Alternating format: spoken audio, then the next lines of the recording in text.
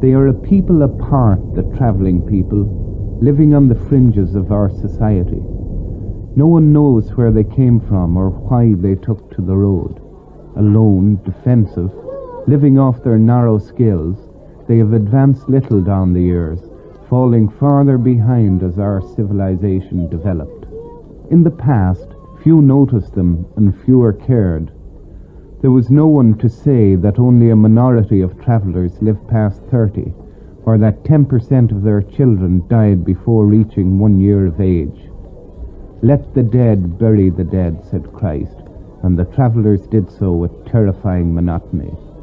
Those who survived carried on into the next generation, bringing with them their little changing habits and their rapidly dying crafts. In them times it was far easier to make it. I was doing dealing on horses at that time, and it was far easier to earn a living than what it is now, but the years kept creeping on. I was just getting it harder and harder and harder to get a living. Because horses was plenty. I could go to a fair and I could buy 2 or 3 horses. Well, I could sell them and get maybe a tenner profit out of them again. But let me go to a fair today. If I buy a horse today in a fair, I mightn't get a pound on him. I might have to take him to the factory, and I might get £2 profit. I might have to take him to the factory.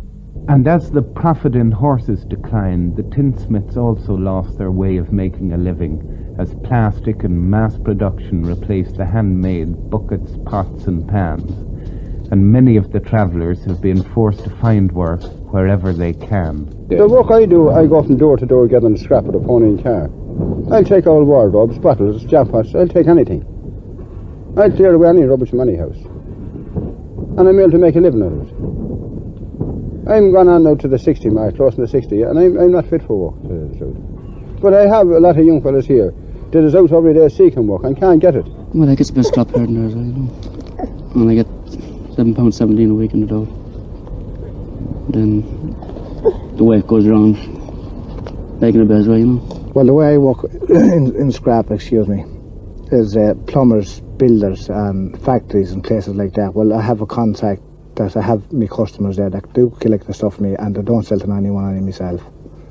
And mostly garages and batteries and stuff. Can you make a reasonable living out of it? Well, it's not that I'd ever be a millionaire, that I'd ever save money out of it, but I just get enough what keeps me going, what does me. Many itinerants who have no means of dealing in scrap and the like, and who live in rural areas, do seasonal agricultural work for those farmers who will employ them. They work on beet, on turnips and on potatoes. Few are permanently employed, and most seem to prefer it this way.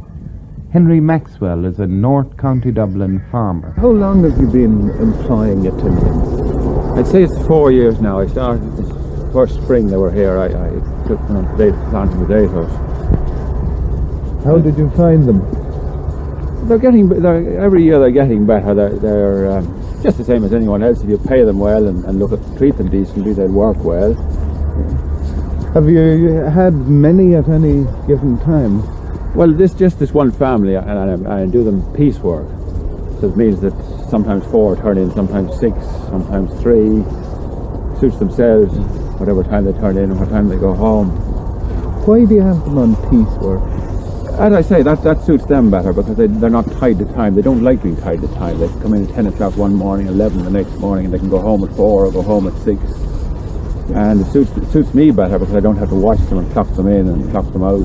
But today, while the older itinerants carry on with odd and often insecure jobs, many of the younger people want steady jobs for the benefits such work can bring them.